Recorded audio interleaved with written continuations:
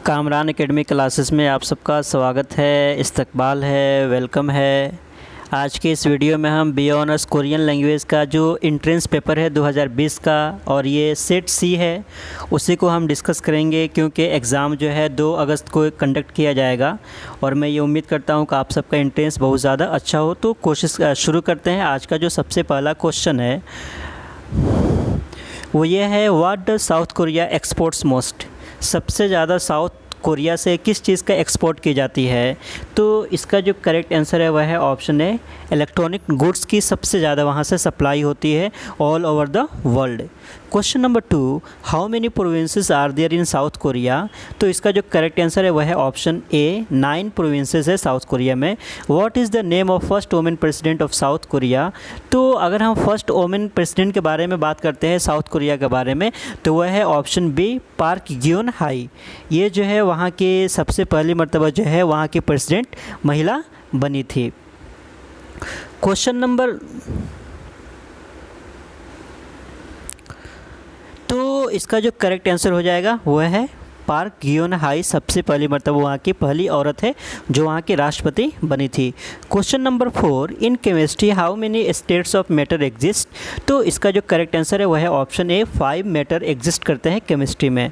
Question number 5, in outer most range of the Himalayas is called. तो इसका जो correct answer है वह है उसको हम शिवालिक के नाम से जानते हैं। Question number 6, which country has world's largest democracy. तो इसका जो करेक्ट आंसर है वह है ऑप्शन बी, इंडिया को सबसे लार्जेस्ट डेमोक्रेटिक कंट्री माना जाता है। Question number 7, Jeju of South Korea is famous. तो अगर हम बात करते हैं बेसिकली तो यह है वोल्केनिक आइलैंड है। ये बेसिकली जेजू जो है वो वोल्केनिक आइलैंड है यहाँ पे, तो ये याद रखिएगा जेजू के बारे में। Question number 8, which South Korean writer won the man Booker prize of 2016। तो बेसिकली देखिए ये क्वेश्चन जो है ये गलत है क्योंकि 2016 में जो मैन बुकर प्राइज़ जिनको दिया गया था वो थे पॉल ब्यूटी, जिन्होंने सेल आउट लिखा था और ये अमेरिका के हैं। तो ये गलत है, इसमें कोई ऑप्शन नहीं है जिनको 2016 में मैन बुकर प्राइज़ से सम्मानित किया गया हो। Question number 9, K pop is related to which field. तो इसका जो करेक्ट आंसर है ये म्यूज़िकल ये है, वहाँ पे बेसिकली जेनर है जो वहाँ पे यूज़ किया जाता है। तो के पॉप जो है वो किस फील्ड से रिलेटेड है तो वो म्यूज़िक से है। Question number 10, what is the full form of FDI. तो एफडीआई का जो फुल फॉर्म है वह है option B, foreign direct investment. Question number 11, which is Korea's oldest manufacturer company of motor vehicles. तो इसका जो करेक्ट आंसर है वह है किया मोटर्स जो है सबसे ओल्डेस्ट वहाँ का है, जिसको अगर हम बात करते हैं किया मोटर्स के बारे में तो 1944 में उसको इस्टेब्लिश किया गया था। Question number 12, what is the official name of South Korea. तो इसका जो करेक्ट आंसर है वह है option B, the Republic of Korea. इसका जो ऑफिशियल नेम है वह है the Republic of Korea. Question number 13, Korea was occupied by Japan for how many years. तो इसका जो करेक्ट आंसर है वह है ऑप्शन सी, 35 ईयर्स के लिए। 1910 में जापान ने कोरिया को ऑक्यूपाई किया और लगातार 1945 तक, वर्ल्ड वार जब तक के सेकेंड ख़त्म नहीं होता है तब तक के वो ऑक्यूपाई किया रहता है। Question number 14, north Korea is which type of country. तो नॉर्थ कोरिया के बारे में अगर हम बात करते हैं basically this is the socialist country in nature में अगर हम बात करते हैं तो वो सोशलिस्ट कंट्री है।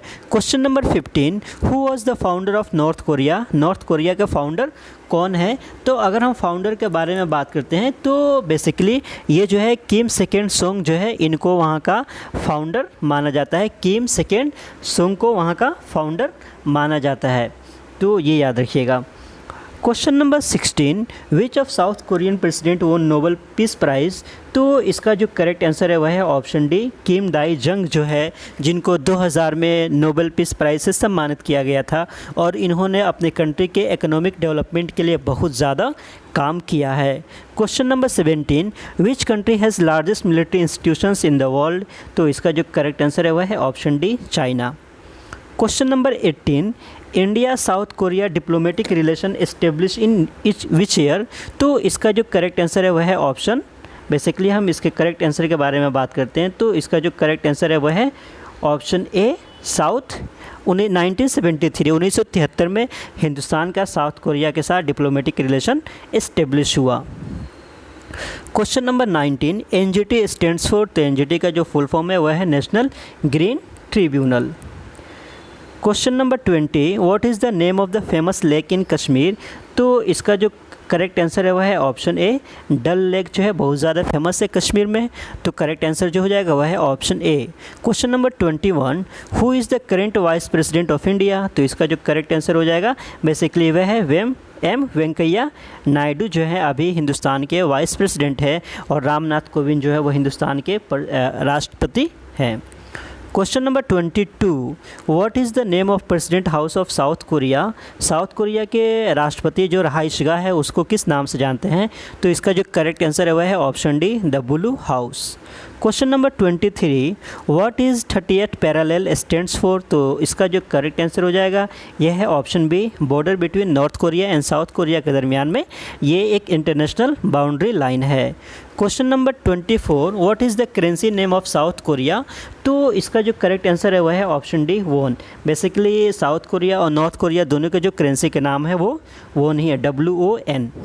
Question number 25, how many fundamental rights are there in Indian constitution, तो इसका जो करेक्ट आंसर है वह है ऑप्शन ए, 6 फंडामेंटल राइट्स है जो बेसिकली हिंदुस्तान के कॉन्स्टिट्यूशन में है, जो आर्टिकल 12 से लेकर 13(5) तक है। Question number 26, total how many total seats are in Lok Sabha, तो इसका जो करेक्ट आंसर है वह है ऑप्शन डी, 552 जो है टोटल लोकसभा के सीट्स है, लेकिन 545 पर इलेक्शन लड़ी जाती है, और उसमें से 12 जो है वो केंद्र शासित राज्य के लिए है, और 2 जो एंग्लो इंडियन होते हैं जिनको राष्ट्रपति नियुक्त करते हैं। तो इस तरीके से अभी जो एग्जिस्ट कर रहा है वो 545 है, जिसपे इतने MLA MP है, और टोटल जो है वह है 552। Question number 27, which river separates north Korea from China, तो इसका जो करेक्ट आंसर है वह है यालू रिवर जो है वो नॉर्थ कोरिया को चाइना से अलग करता है। Question number 28, what is the national flower of South Korea, south Korea का नेशनल फ्लावर क्या है, तो साउथ कोरिया का जो नेशनल फ्लावर है वो है बेसिकली ऑप्शन बी, मुगुनघवा जो है बेसिकली वहाँ का नेशनल फ्लावर है। Question number 29, what is the old name of Korea, Korea का ओल्ड नेम क्या है, तो कोरिया का जो ओल्ड नेम है वो है चुजियोन जो है वहाँ का ओल्ड नेम है कोरिया का। Question number 30, which Indian poet named south Korea lamp of east, तो इसका जो करेक्ट आंसर है वह है रविंद्रनाथ टैगोर ने कहा था। बेसिकली वो अपनी ज़िंदगी में कोरिया में तो कभी नहीं गए थे, लेकिन उन्होंने कहा था कि ये लैम्प ऑफ ईस्ट है। अब यहाँ से जो है बेसिकली क्वेश्चन जो है वो इंग्लिश के शुरू हो जाते हैं। तो क्वेश्चन नंबर 31 का जो करेक्ट आंसर है वह है ऑप्शन ए, लेफ्ट, यानी कि when he died Ramanujan left behind 3 notebooks. Question number 32, the popular form of word diary is, तो इसका जो करेक्ट आंसर हो जाएगा वह है diaries, option C is the correct answer. Question number 33, ये रिपीट हो गया है, यहाँ पे हम लोग इंग्लिश का डिस्कस करते हैं फिर। Question number 33, it is dash dash if we can organise another exam this month, तो इसका जो करेक्ट आंसर हो जाएगा वह है ऑप्शन डी, अनलाइकली, यानी if it is unlikely if we can organise another exam this month. Question number 34, select the correct word, तो इसका जो करेक्ट आंसर हो जाएगा वह है ऑप्शन बी, एक्सेलरेशन जो है वो एग्जैक्ट करेक्ट वर्ड है एक्सेलरेशन का। Question number 35, most people are influenced by dash advertisements and tend to believe that claims made about the product, तो 35 का जो करेक्ट आंसर हो जाएगा बेसिकली, अगर हम 35 के करेक्ट आंसर के बारे में बात करते हैं तो इसका एग्जैक्ट क्लियर नहीं हो पा रहा है, या तो कलरफुल होगा या एग्रेसिव होगा, तो इसको देख लीजिएगा थोड़ा सा। Question number 36, all the applicants, तो इसका बेसिकली जो करेक्ट आंसर हो जाएगा बेसिकली 36 का, तो 36 के बारे में अगर हम बात करते हैं तो आर टू बी रैंक्ड, यानी कि ऑप्शन ए जो है करेक्ट आंसर है कि all the applicants are to be ranked and the results will be announced next week. Question number 37, Kumar dash boys swim across the sea for safety, तो इसका जो correct answer हो जाएगा वह है ऑप्शन बी कि Kumar a 7-year-old boy swim across the sea for the safety, तो इसका correct answer option B. Question number 38, in given sentence they will demolish the entire building, select one which best express the same sentences passive active voices. तो इसका जो correct answer हो जाएगा वो है हमारे हिसाब से option B, the entire building will be demolished. यहाँ पे अगर हम देखेंगे तो फ्यूचर में है, तो इसका जो करेक्ट आंसर हो जाएगा बेसिकली वो हमारा होगा option A, the entire building will be demolished, not B option. तो A is the correct answer. Question number 39, the meeting is. तो इसका पुट ऑफ जो होता है ना उसको मुलतवी कर देना, ख़त्म कर देना, तो पुट ऑफ हो जाएगा। The meeting is put off because the funds have not arrived. Funds नहीं आए हैं, इस वजह से मीटिंग को मुलतवी कर दिया गया है। Question number 40, what is the meaning of he passed himself off as a noble man. इसका एग्जैक्ट मतलब क्या होगा? तो बेसिकली ये जो होता है ना इसका मतलब पेटेंटेड टू बी, यानी कि हम अपने आप को उस तरीके से दिखावा करते हैं। तो इसका जो he passed himself off as a noble man, तो इसका मतलब एग्जैक्ट जो है वह है प्रिटेंडेड टू बी।